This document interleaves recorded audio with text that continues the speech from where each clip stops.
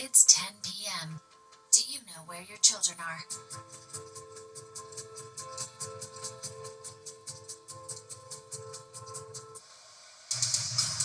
Right now on the 10 o'clock news. Heartbreak just as the holidays begin. Flames rip through a large Mount Vernon apartment building, and tonight residents cannot go back home, and it's just days before Thanksgiving. And Mayor-elect Zohran Mamdani back from his trip to the White House. What he's saying about his meeting with President Trump. And they scored a celebration. The Gotham FC team getting a big apple parade after bringing home the National Women's League Championship. We've got a preview of that. Good evening. I'm Arthur Chia. And Bianca Peters, we're going to start with that massive apartment building fire in Westchester. Crews fighting to get it under control for hours. And then tonight, dozens of people are without a place to call home. Wow, yeah. Well, Fox 5's Meredith Gorman is live in Mount Vernon right now with the latest on all this. Good evening, Meredith. Good evening, Arthur and Bianca. It really is so tragic. I mean, this time of year, right before the holidays, over 100 people right now, not sure if they're going to be able to go back into their apartments once they even get the okay to go inside and retrieve their belongings, if they're still okay to retrieve them. Now, I want you guys to take a look at this footage, though. This is what firefighters were met with around 2:30 this morning. Crews got to the building on Cottage Avenue and found heavy smoke pouring from the 7th floor. They say the fire started in a kitchen on that 7th floor, then quickly spread up into the space between the floor and the roof. Now, the blaze grew fast and eventually reached 5 alarms, and departments from neighboring communities were called in to help knock it down. Our fire team was here within just a few moments. They had to assess the situation. They were able to begin moving water. This is an old H-style pre-war building, and there are no standpipes, and so of course that makes it a little more difficult. You have to extend hose throughout the building. 2 women had to be rescued from inside. They were taken to Jacoby Medical Center and are expected to be okay. 5 Mount Vernon firefighters were also hurt, though only with minor injuries. But right now, more than 100 people can't get back into their apartments tonight. Many didn't want to speak on camera when I went over to the shelter they're currently being housed in to ask them how they're all doing. And one woman who lives on the 5th floor told me a neighbor was running through the hallway, banging on doors when the fire broke out, trying to wake people up and make sure everybody gets out okay. Another said residents were scrambling out into the cold in the middle of the night, some people running without jackets on. I was playing video games, and they said the fire started at 1:30, but we didn't realize anything until 3 o'clock. And it was going crazy outside. They were knocking on doors, rushing. Everybody was panicking, pushing each other. It was crazy. I'm glad we got our dog. We're still missing our birds. They're still in the apartment. But I'm glad we were able to get them out of here. I got a text like around 3 in the morning, and then I called my mom.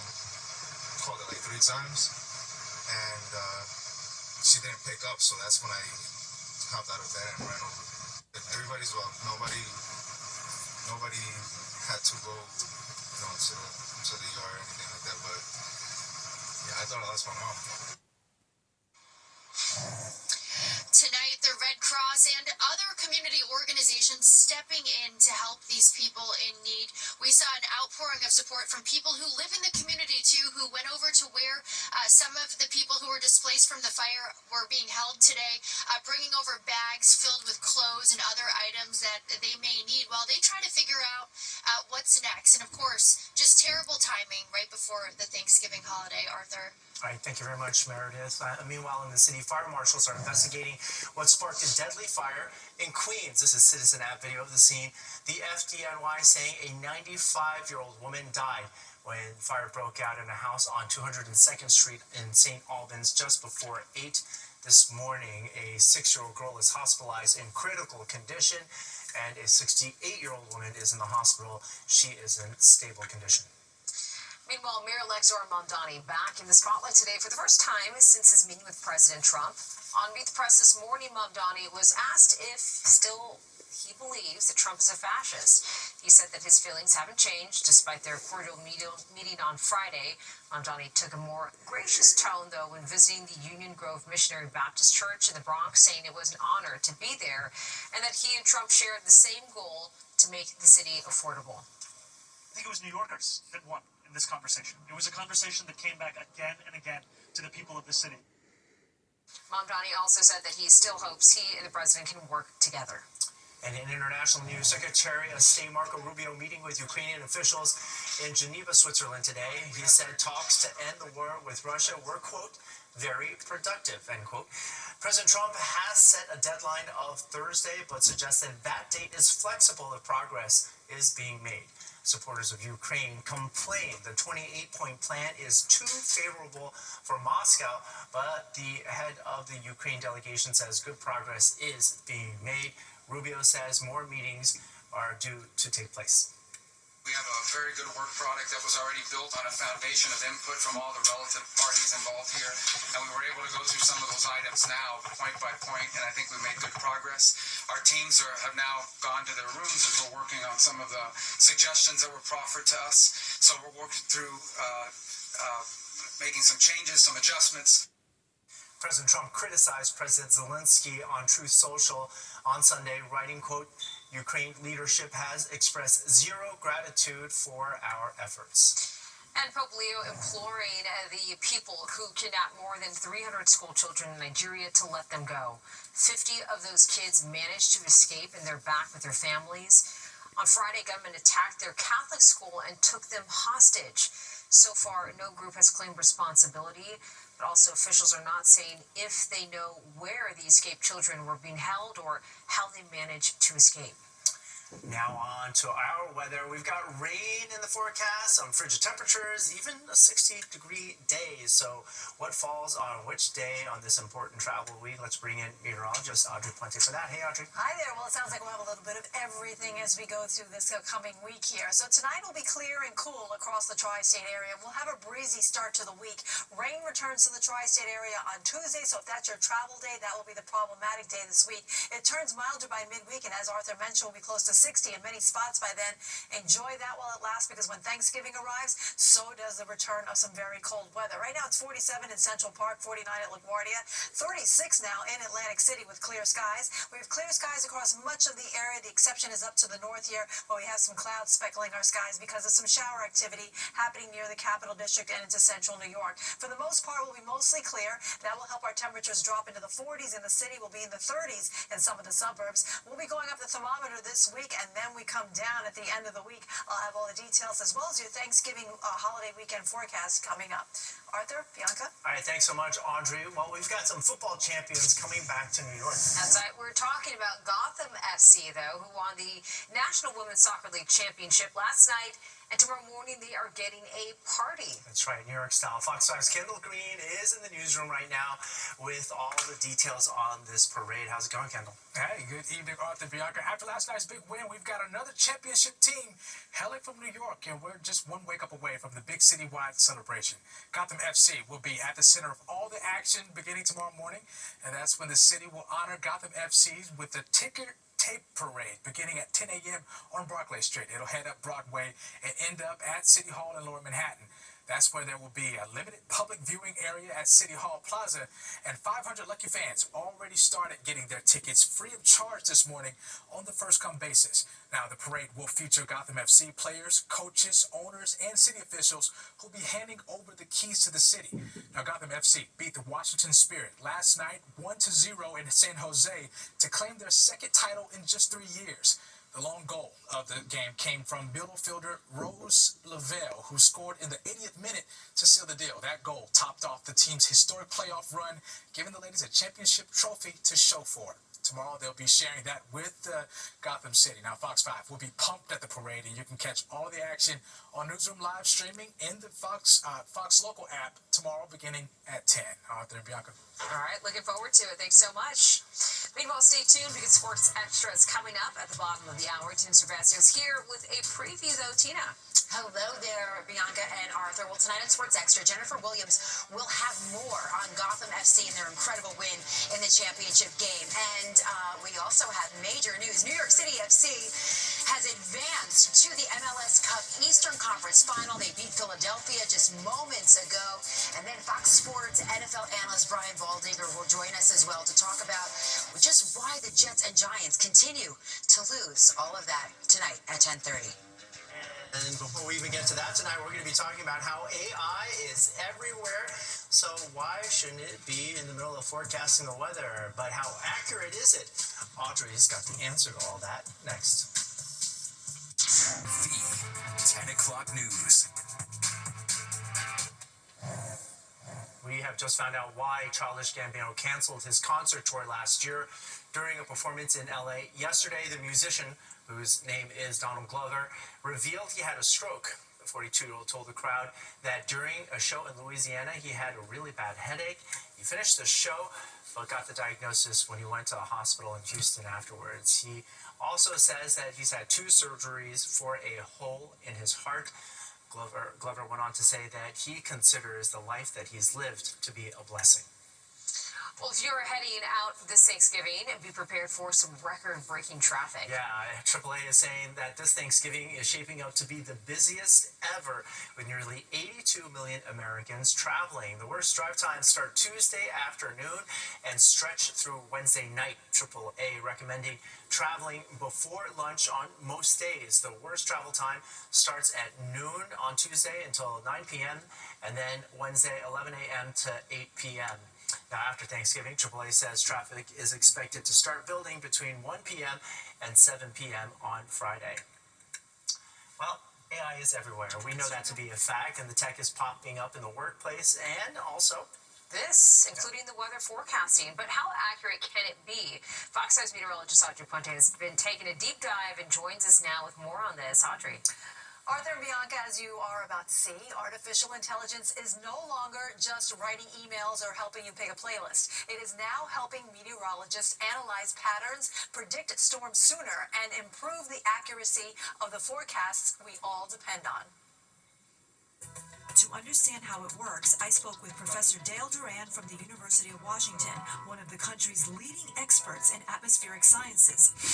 He studies how AI compares to the traditional forecast models we've used for decades. The model has been trained on data that we've collected over a period of several decades, and the European Center for Medium Range Forecasting has done a great job making a data set so we can use train models directly by feeding it the data and having it figure out forecasts just by ensuring that each data set for each day gives you the best forecast for the next day and the next day and the next day.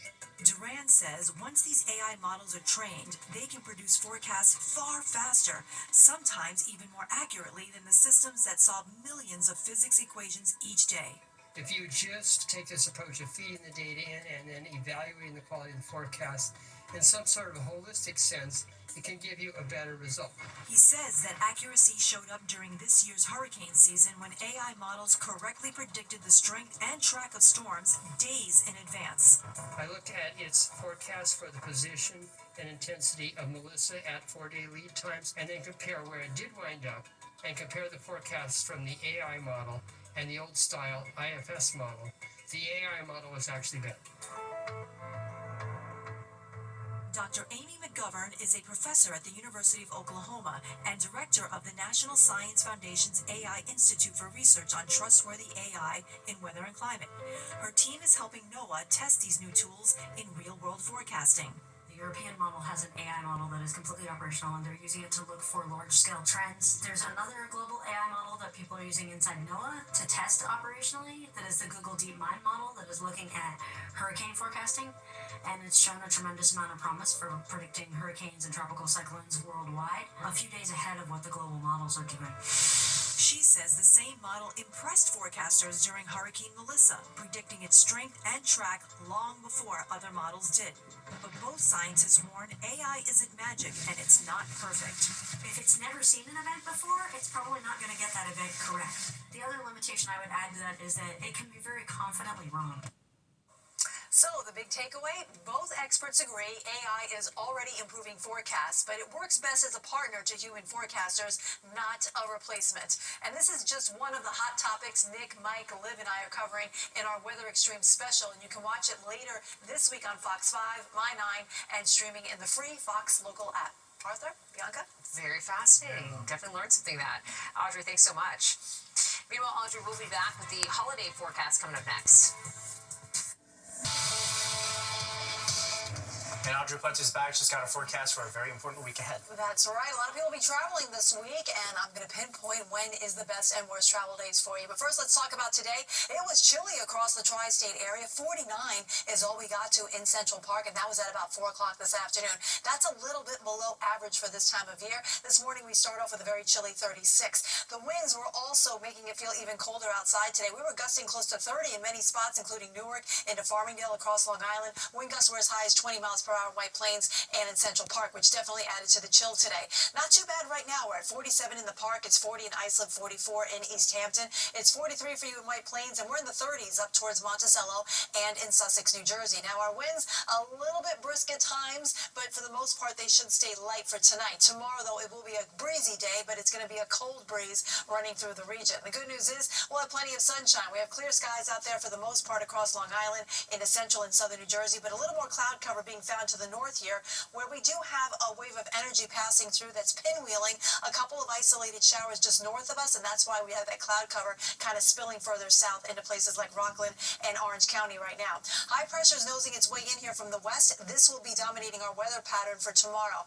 Then our focus will be on a couple of areas of low pressure, one over towards the Pacific Northwest, one across the midsection of the nation. These will be working eastward and give us a threat of rainfall as we go into the middle part of the week. Here it plays out in our future cast. So here's that trough sweeping through. We still see some showers pinwheeling behind it, but those will kind of dissipate overnight. We'll go mostly clear, and that's how we'll start out our Monday with plenty of sunshine across the region here. It'll be dry tomorrow. What you'll notice is, though, that we'll have breezy conditions, and it'll be a cold breeze, so that will add to the chill factor, even though we will see plenty of sunshine. Clouds will be on the increase overnight into Tuesday morning, so Tuesday morning we'll wake up with a mixed sky. Then the clouds thicken up. The showers begin to pop in here probably after about lunchtime on Tuesday, and Tuesday afternoon will be wet across the region. So if you do have travel plans on that day, or even driving for your evening commute, be aware that you will encounter some slick roadways across the tri-state area. Now, those showers will kind of pass through on Wednesday, but we still have a front that's yet to push through, and that will help ignite a few more showers as we go into the day on Wednesday. Not a widespread rain, but something to take note of.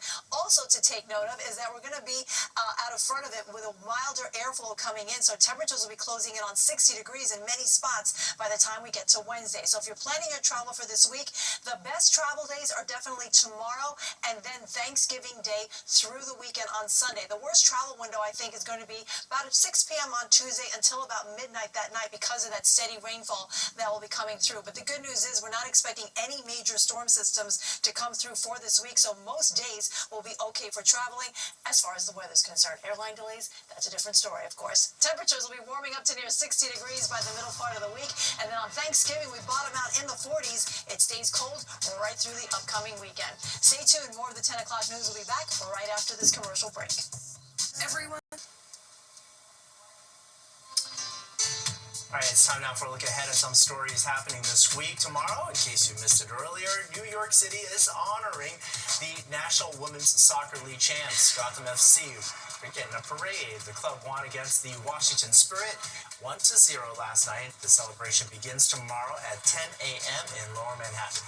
Also on Monday, we're going to be getting a first look at the brand new Times Square New Year's Eve ball. This is video of last year's ball, actually, which was retired.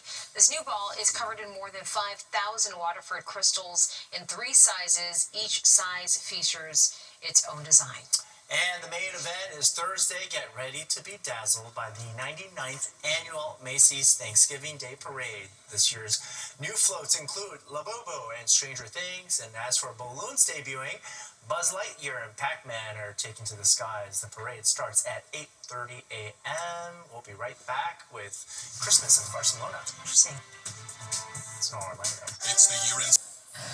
Another sign the holiday season is right around the corner. This one is in Barcelona, Spain. Dazzling holiday displays now lighting up several iconic buildings and streets in that city. So many markets and shops put on lights, shows, and displays of their own as well. Very pretty. Such a stylish city. All right, that does it for us tonight. I'm Arthur Gian. And I'm Bianca Peters. Thanks so much for joining us. Remember, the news is always streaming on the free Fox local app. And don't go away because Sports Extra with Tina Cervasio starts right now. Coming up on Sports